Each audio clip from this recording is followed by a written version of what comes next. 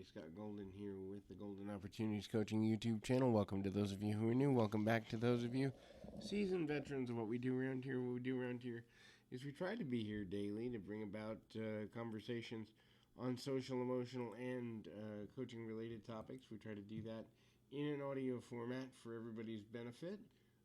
Some days we get here, some days we don't, but there's over 500 audios available for your listening pleasure, so hopefully there's something that can be of benefit to you. Today we're going to talk about openness, and if you're looking to be more socially open, especially post-pandemic, which I'm sure is challenging for lots of people for lots of reasons, especially if you struggle with social anxiety or other challenges related to socialization and you've been away from it for a year because of the pandemic, it can be certainly difficult, and we want to help as many people as we can. So we're going to run through some of these things here.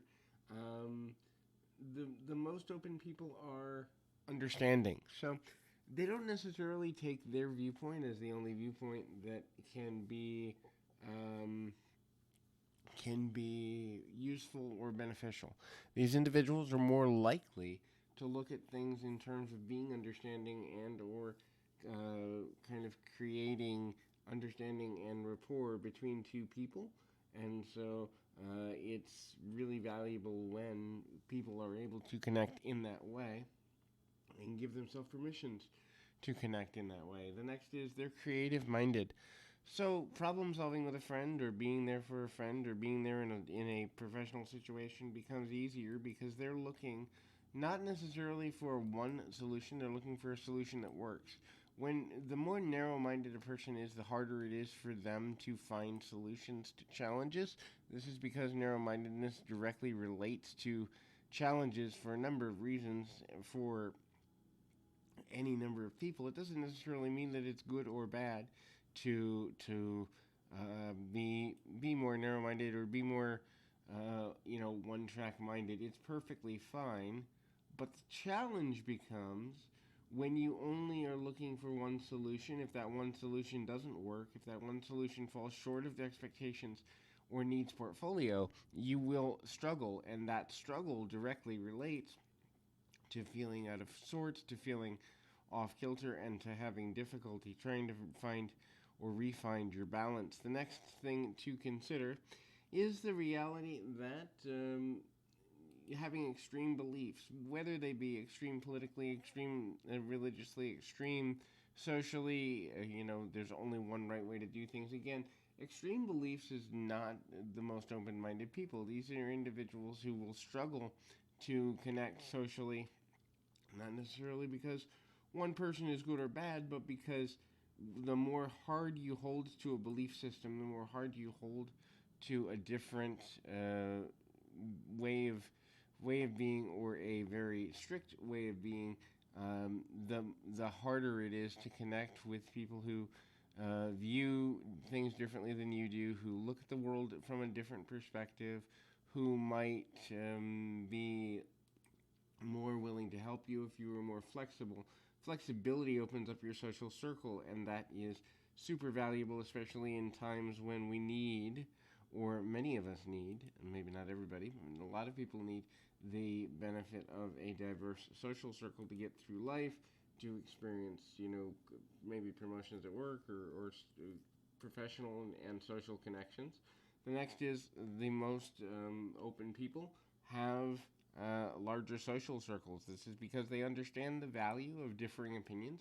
They understand the value of people with differing ideas, concepts, and they don't necessarily think there is only one right way to be.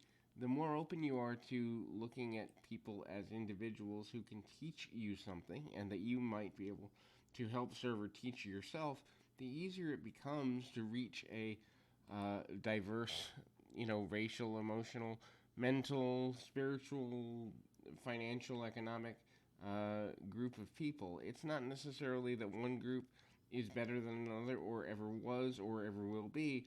More accurately, it's that when people begin to see the value of diversity, they will enhance relationships by almost, I wouldn't say necessarily default, but they're going to enhance their relationships in ways that they normally might not, would not, or don't see the need to. So diversity, super valuable and important.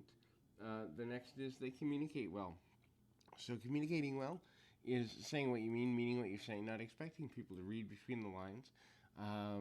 When you have something to say, you try to find the quickest, easiest, and simplest way to convey the main idea of what you're saying.